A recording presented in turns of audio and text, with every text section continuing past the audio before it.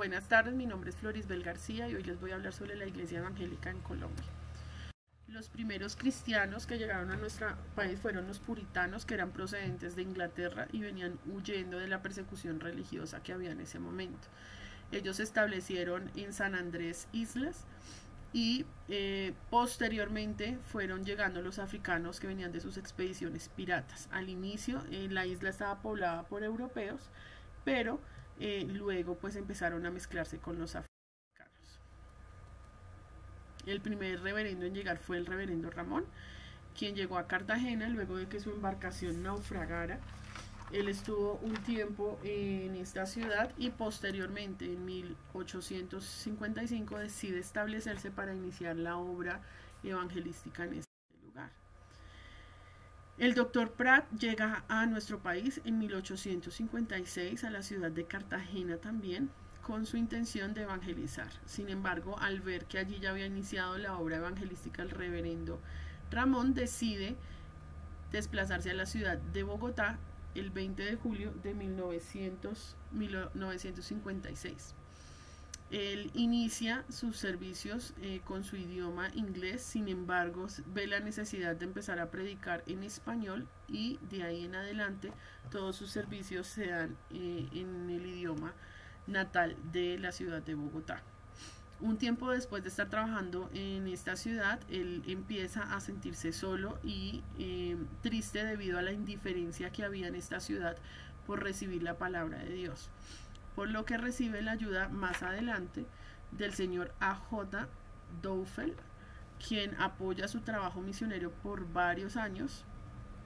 No obstante, después de un tiempo él tiene que salir a Perú, donde inicia también una obra misionera. Por esta razón, el reverendo Tomás llega a apoyar el trabajo que hasta entonces había hecho el doctor Prat, y él empieza a supervisar toda la obra que se hacía en la ciudad de Bogotá para que el doctor Prat pudiera viajar alrededor del país abriendo nuevas obras y supervisando las que se habían empezado a establecer. El doctor Prat estuvo en nuestro país trabajando arduamente en la tarea de evangelizar cada una de las veredas y pueblos que tenía nuestro país. Sin embargo, en 1878 decide retornar a los Estados Unidos para reunirse con su familia. Sin embargo, durante el resto de su vida estuvo escribiendo acerca de América Latina y pues claramente del país que lo había albergado por tantos años. Entre 1900 y 1930 se da un desarrollo de la iglesia cristiana en un tratado, digamos, que informan que Colombia es la región de América del Sur que menos trabajo evangelístico tiene. Esto desencadenó que muchas entidades enviaran misioneros para que trabajaran fuertemente en la tarea de evangelizar nuestro país. Esto hizo que en 1916 ya se estableciera una obra en la ciudad de Barranquilla. Posterior a este se abrió una obra en el barrio Boston y en 1914 se estableció de forma continua el servicio en la ciudad de Santa Marta, la costa atlántica. Luego se abrió obras en Medellín, en Antioquia y en Bucaramanga y Tolima. Estas obras se abrieron, pero siempre estuvo de forma transversal el conflicto con la Iglesia Católica, quienes no aceptaban el establecimiento de estas iglesias en ningún lugar del país. Algunas agencias cristianas llegaron entre 1900 y 1930, también hicieron presencia aquí en nuestro país, cada una enfocada en la tarea de evangelizar, y cada una traía una naturaleza propia de su iglesia. El cuadro es tomado de la cartilla Historia de la Iglesia 2 en la página 124 y está aquí con fines informativos. La Cruzada Evangélica Mundial llega a nuestro país, es originaria de Inglaterra. Sin embargo, cuenta con misioneros de todas partes del mundo. El primer misionero de la cruzada mundial que llegó aquí a nuestro país es Patricio Simen, el 27 de julio de 1933, quien se establece en Zipaquirá inicialmente, inicia su obra, pero posteriormente se radica en Bogotá, donde crea la sede principal de la Iglesia Cruzada Cristiana. Muchos misioneros trabajaron de la mano con Patricio Siemens para crear el trabajo evangelístico aquí también en Bogotá, y además todo lo que hoy conocemos que hace parte de la Cruzada Cristiana, pues inicialmente fue fundada por el trabajo de estos misioneros de la mano de Patricio Siemens. Dentro de los misioneros con los que trabajó, conoció a su esposa, con la cual fue pues también su mano derecha en su trabajo misionero. Ellos establecieron obras en Chiquinquirá, en Tunja, en Chocontá, en Cundinamarca, en Guateque, en Santander, en El Socorro, en Mariquita, en Tolima, en Fusagasugá, en Biotá y en otros lugares del mundo. Todas las obras que establecieron, las obras evangelísticas, estuvieron siempre mediadas por el conflicto con la Iglesia Católica, quienes no aceptaban que se estableciera la Iglesia Cristiana en nuestro país, porque recordemos que para esa época Colombia tenía por origen la religión católica romana.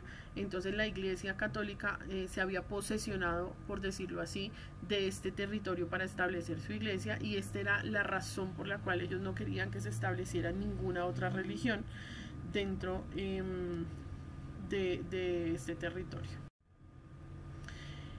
La violencia estuvo presente todo el tiempo, sin embargo Dios fue fiel con su iglesia y su iglesia continuó creciendo. Pero para esa época existía un conflicto entre los liberales y los conservadores. El 9 de abril de 1948 asesinan a Galán, y esto hizo que subiera al poder un conservador que era Laureano Gómez.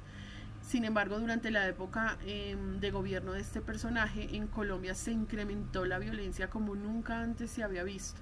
Eso hizo que en 1953 subiera al poder Gustavo Rojas Pinilla, para poder derrotar a Laureano Gómez.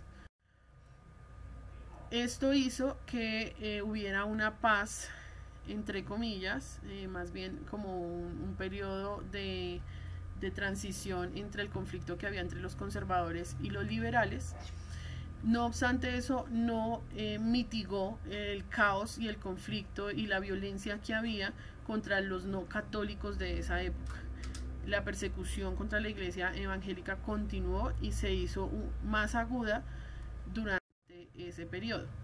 Algunos resultados de la violencia que se vivió en esa época a nivel de educación, podríamos decir que fue bastante marcado, ya que los niños de los misioneros estudiaban en colegios públicos, y esto hizo que muchos de ellos fueran maltratados, fueran violentados y obligados muchas veces a cumplir ritos que la Iglesia Católica Romana había establecido. Sin embargo, en 1948 fue mucho más difícil para ellos acceder a la educación, y entre 1948 y 1953 el gobierno cerró 110 colegios evangélicos, dejando a 3.343 niños aproximadamente sin el derecho a su educación, lo que hizo que sus padres se vieran obligados a improvisar sus escuelas dentro de sus casas, y día a día se iban rotando, esto con el fin de no dejar sus niños sin estudiar. En los cementerios también se vio afectado por la violencia. En 1857 la Iglesia Católica asume la administración de los cementerios municipales. Esto hace que se les negara la posibilidad a los evangélicos de acceder a estos cementerios, lo que los llevó a que tuvieran que enterrar a sus muertos o a sus familiares muchas veces en los patios de su casa, dado a que no podían usar los cementerios municipales. A nivel de violencia también generó una migración de personas que tuvieron que abandonar sus residencias. Una de las iglesias que más se vio afectado por esta migración fue la Unión Misionera, o más que la migración, por la violencia, ya que tuvo muchas pérdidas de hermanos que murieron porque estaban o que tuvieron que huir porque estaban en las zonas más vulnerables de la violencia. Para esa época, Patricio Simen ya contaba con un lugar propio donde residía y además donde albergaba muchos misioneros de la época. A nivel del liderazgo, por las dificultades que habían para ingresar extranjeros, esto obligó a las iglesias a que empezaran a formar líderes y pastores en los institutos bíblicos que hasta ese entonces se habían establecido, y también obligó a que se construyeran nuevas escuelas e institutos donde se pudieran formar para que el liderazgo fuera más nacional que extranjero.